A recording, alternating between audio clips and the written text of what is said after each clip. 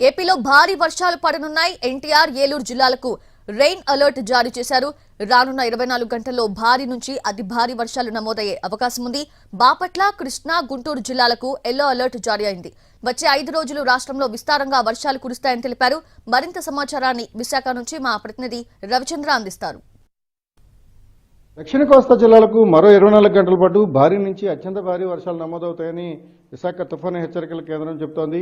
అప్పటిగా స్థానిక యంత్రాంగానికి అలర్ట్ను జారీ చేసింది. ప్రస్తుతం మన దగ్గర విశాఖ తుఫాను హెచ్చరికల కేంద్రం అధికారులు ఉన్నారు.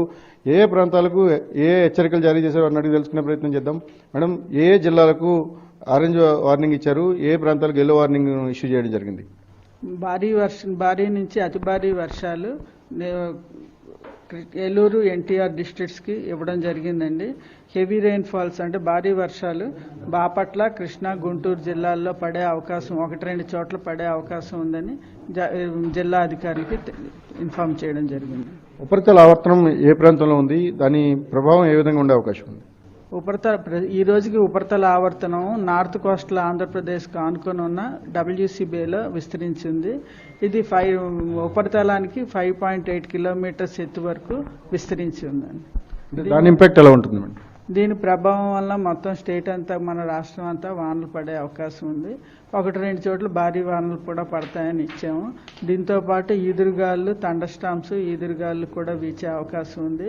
ఈదురుగాలు మనకి 40 to 50 kmph, gusting to 60 kmph వరకు కూడా ఉండే అవకాశం ఉంది. అంటే ఇప్పుడున్న పరిస్థితుల్లో వెస్ట్ సెంట్రల్ వేలో మనకు ఒక ఉపరితల ఆవర్తనం ఉంది. ఇది క్రమేపీ బలపడే సూచనలు ఉన్నాయన్న అంచనాలు ఉన్నాయి. అదేమన్నా సాధ్యమవుతుందండి?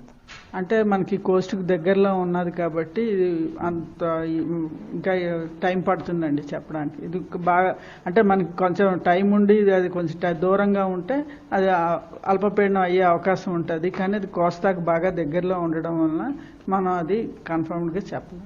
ఓకే, విండ్ స్పీడ్ ఎలా ఉంది మేడం? అదే విధంగా మత్స్యకారులకు ఎటువంటి హెచ్చరికలు జారీ చేశారు? విండ్ స్పీడ్ మనకి చెప్పాను కదండి, విండ్స్ బాగానే ఉన్నాయి, స్ట్రాంగ్ విండ్స్ ఉన్నాయి. అందుకని మనకి 35 నుంచి 45 kmph గస్టింగ్ 55 కిలోమీటర్లు పర్ గంట వరకు విండ్స్ ఉన్నాయి. అందువలన ఏంటంటే మత్స్యకారులకి అప్రమత్తంగా ఉండమని జారీ చేయడం జరిగింది. ఇప్పుడు మారిన వాతావరణ పరిస్థితులు కావచ్చు, లేకపోతే ఇప్పుడున్న ఉపరితల ఆవర్తనం, ఇవన్నీ కూడా ఋతుపవనాలు పురోగమనానికి ఏమైనా సహకరిస్తాయనుకుంటున్నారు? ఋతుపవనాలు పురోగమనానికి ఇవన్నీ సహకరిస్తాయండి. ఇది కొంచెం బాగా ఇంటెన్సిఫై, కొంచెం స్ట్రాంగ్ అయితే మనకి ఋతుపవనాలు మళ్ళీ యాక్టివేట్ అయ్యే అవకాశం ఉంటుంది. రైట్. ఏదేమైనా మరో 24 గంటల పాటు 2 జిల్లాలకు భారీ నుంచి అతి భారీ వర్షాలు ఉన్నాయి. ఇక రాష్ట్రం అంతటా కూడా విస్తారంగా వర్షాలు కురుస్తాయని విశాఖ తుఫాను హెచ్చరికల కేంద్రం చెబుతోంది. అదే సమయంలో ఉపరితల ఆవర్తనం ఏదైతే తీరానికి ఆనుకుని ఉందో ఇది బలపడే సూచనలు అయితే కనిపిస్తున్నాయి. బలపడితే మాత్రం అల్పపీడనంగా ఏర్పడుతుంది. అల్పపీడనంగా ఏర్పడిన తర్వాత మాత్రమే అధికారికంగా IMD ప్రకటించే అవకాశం ఉంది. Cameraman Sridath, Ravichandran, TV, Visakhapatnam.